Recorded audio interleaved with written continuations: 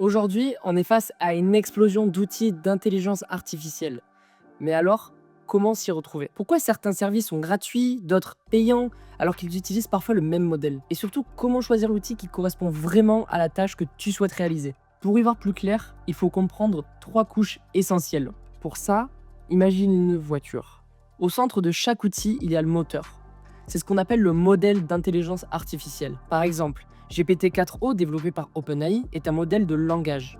Eleven Flash 2.5 proposé par Eleven Labs est un modèle audio. Runway Gen 4 créé par Runway est lui un modèle de génération de vidéos ultra réaliste. Gemini de Google, lui, est multimodal. Il comprend du texte, des images, du son et de la vidéo. Ces modèles ont été entraînés sur d'immenses quantités de données, texte, vidéo, son, documents, pour s'entraîner à répondre à diverses demandes. Mais un moteur seul ne suffit pas. Il faut l'installer dans une carrosserie. Prenons GPT-4o. Ce moteur alimente plusieurs services différents. Il est au cœur de l'application ChatGPT, proposée par OpenAI, mais on le retrouve aussi dans Microsoft Copilot, intégré à Word, Excel, Teams, etc. Même moteur, mais 2 expériences très différentes. Google fait la même chose avec Gemini, intégré dans son propre assistant et dans les applications Google Workspace, mais aussi dans Notebook LM, un outil plus spécialisé. Et comme une carrosserie, chaque service a sa forme, ses usages et ses limites. Enfin, concernant la 3e strate, on parle ici des options de la voiture. C'est ce qui change vraiment l'expérience. ChatGPT, par exemple, permet de créer des documents, d'utiliser Internet pour vérifier ses sources, de communiquer avec des applications sur votre ordinateur, ou même d'accéder à l'écran de votre téléphone. De son côté, Google intègre Gemini dans Gmail, YouTube, Google Docs par exemple. Notebook LM permet d'ajouter jusqu'à 40 sources, PDF, vidéos YouTube, Google Sheets, Google Docs, et de poser des questions directement liées à ces documents. C'est idéal pour faire de la recherche, créer des mind maps, explorer un sujet en profondeur. Alors finalement, ce n'est plus une question de popularité, c'est une question de besoin. Par exemple, tu découvres un concept philosophique dans une vidéo YouTube. Tu voudrais approfondir avec des thèses, des livres, des articles, et ensuite structurer tout ça. Ici, tu as bien défini la tâche que tu souhaitais réaliser. Et donc, le choix de l'outil sera simplifié. Dans ce cas, Notebook LM sera plus adapté que Gemini, parce qu'il est pensé pour manipuler des sources multiples et complexes, sans perdre le fil.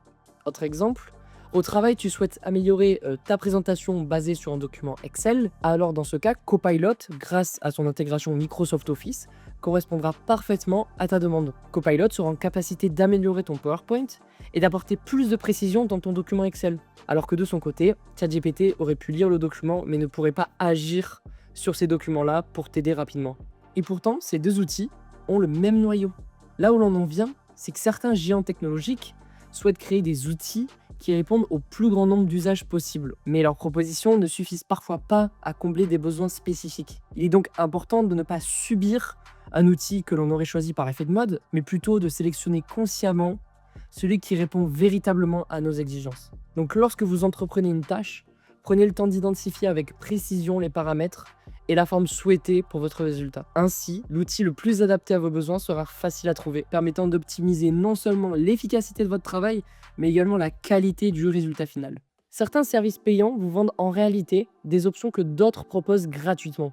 C'est pour ça que cette métaphore de la voiture est précieuse. Le moteur, c'est le modèle, souvent le même. La carrosserie, c'est le service, variable selon l'entreprise. Les options, c'est les fonctionnalités. Comprendre cette structure, c'est éviter les arnaques et mieux choisir les outils qui te font gagner du temps et de l'argent. On n'a pas besoin de tout connaître, mais on a besoin de savoir ce qu'on veut faire. Une fois que c'est clair, on peut choisir l'outil qui correspond à notre usage, à notre niveau et à notre budget. Et si tu cherches des sources fiables, des listes d'outils gratuits et du contenu additionnel concernant l'intelligence artificielle, je te partage juste en dessous un site qui répertorie par catégorie les outils les plus efficaces.